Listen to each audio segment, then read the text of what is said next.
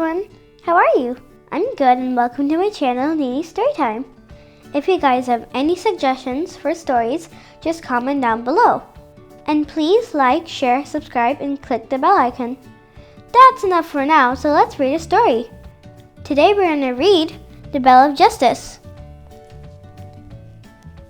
Long, long ago, during the rule of old King John, there was a small and humble hillside town called Artry.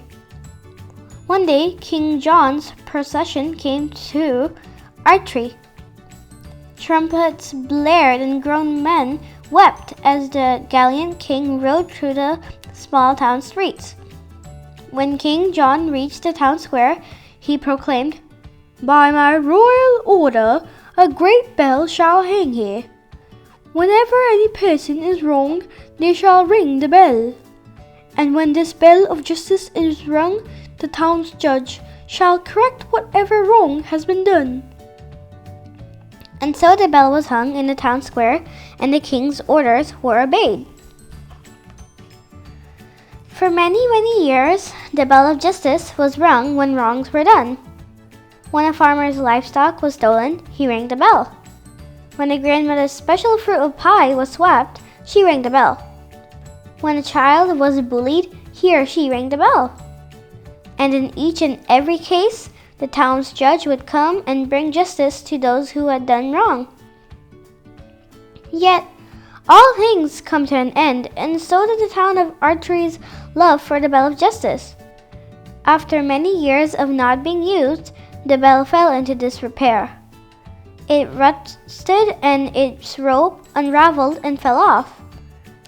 But even though the town of Artry had forgotten about the bell of justice, the town's judge had not.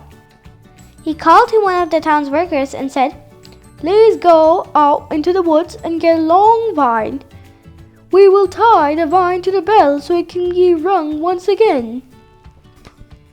Now, during the many years since the rule of King John, other things had changed besides the bell of justice.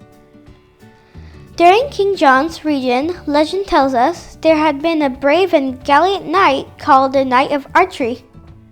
Tales of his adventures and his hunts were still told. Yet, as you know, many, many years had passed.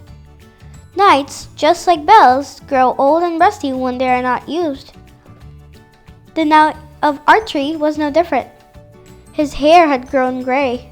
His sword and shield had rusted and hung unused on his wall.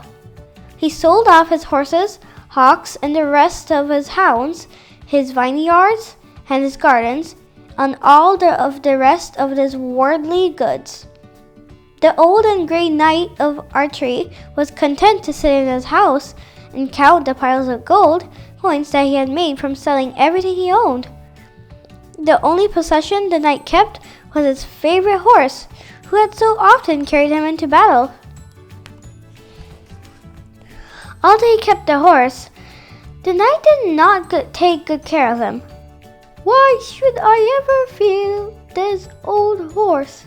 the knight asked. "I hardly ever use him anymore, so why should I have to feed him all the time?" Just by looking at the tired old horse, one could tell how poorly the old knight cared for him. You could feel the horse's ribs when he touched his sides. His eyes were tired and sad. His ears no longer perked up like they had when he was young. His mane and tail were full of hairy knots and mats. The poor horse looked old and hungry. One day, the horse approached his master, begging for just a little bit of grain or hay to eat.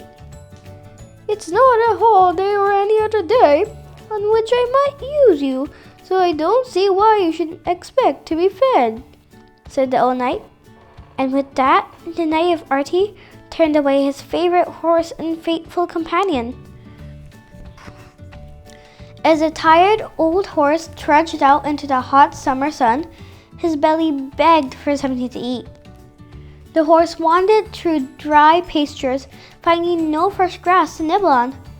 The horse wandered through barren fields, finding no corn or grain to eat. And so the Knight of Artry finally wandered into the town of Artry, hoping to find something to eat there. But as the horse walked down the cobblestone streets, food was hard to find. The angry dogs of the town barked at the horse and chased him away. The people of the town had shut their doors and windows on this particularly hot day, hoping to keep the sun and heat out of their houses. The heat had driven the townspeople out of the streets and into their homes, where it lulled them to sleep. Still hungry, the horse spotted the center of the town, where a green vine hung from the bell of justice. The horse hurried to the bell of justice, imagining how the vine might taste. While horses do not know about such things as the ringing of bells and the righting of wrongs, they do know that a juicy vine can fill an empty and rumbling stomach. It was with this knowledge that the hungry old horse grabbed the vine that was tied to the bell of justice. The horse simply wanted a bite to eat, but the vine had been tied to the end of the bell's old tattered rope rather tightly, and the horse could not pull it loose. The horse pulled and pulled, and the bell rang and rang. The bell rang so loudly and for so long that all of the people of Archery woke up from their summer naps. They opened their doors and their windows, at first wondering what the ruckus was. Then they came out into the streets, wondering why the bell of justice was being rung. The townspeople walked to the bell, where they found that poor hungry horse munching on the vine. And at the front of the crowd stood the town's judge. Knowing that the horse belonged to the knight of Archery, the judge sent for him. When the old knight arrived, the judge said, "What good, what honor, what repute can come from the starving, this poor brute? He who serves well and speaks not merits more than they who knock loudest at the door.